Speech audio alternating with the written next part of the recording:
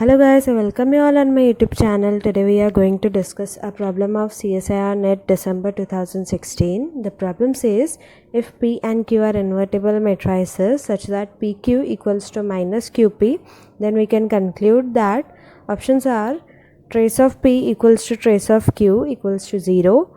Second, trace of P equals to trace of Q equals to 1. Third, trace of P equals to minus trace of Q. And fourth, trace of P not equal to trace of.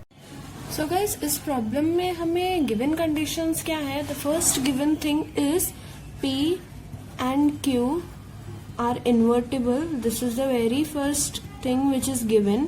And second thing which is given is PQ equals to minus PQ. So guys, we know that if P is invertible, we can say that P inverse exists.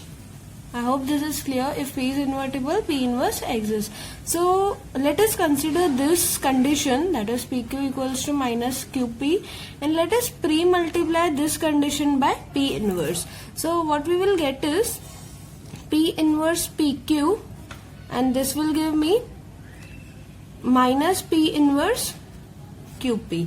अगर आप इसमें associativity of matrix multiplication follow करते हैं तो what we will get, P inverse P will give us identity, so this will be Q and this will give us minus P inverse QP.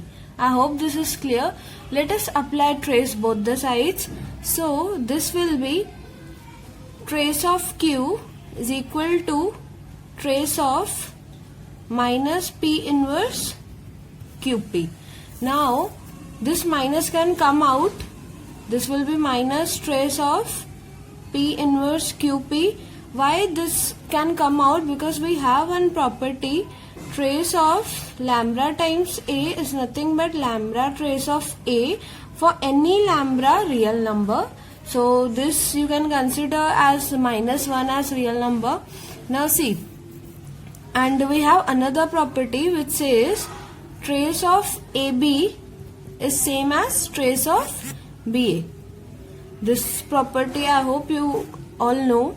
So suppose if I consider this as A, this matrix as A and this matrix as B, so I can interchange the place of P inverse and QP. So this will be same as minus trace of QP into P inverse. See, I have interchanged the place of QP and P inverse. So again P inverse will give us identity. This will turn out to be identity and this will remain minus trace of Q, and this is equal to trace of Q. So if you bring this on this that side, so this will give me 2 trace of Q equals to 0 and then trace of Q equals to 0. So trace of Q is 0 and our option 1 says trace of P equals to trace of Q is 0. We know that trace of Q is 0. We can't say anything about P till now, but of course if we apply the same procedure with Q inverse, like here we have pre-multiplied by P inverse. If same we can do with Q inverse, like pre-multiply by Q inverse, that is Q inverse PQ is equals to minus Q inverse QP. I hope I am clear. Now see, this side Q inverse Q will give us identity, so this will remain minus P, which is equals to Q inverse PQ. Again apply trace both the sides.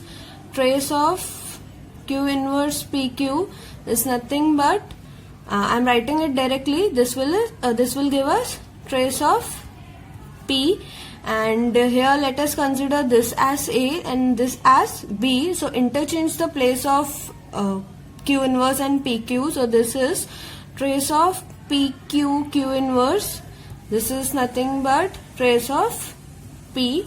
So Q inverse will be identity. So this is trace of P equals to minus trace of P.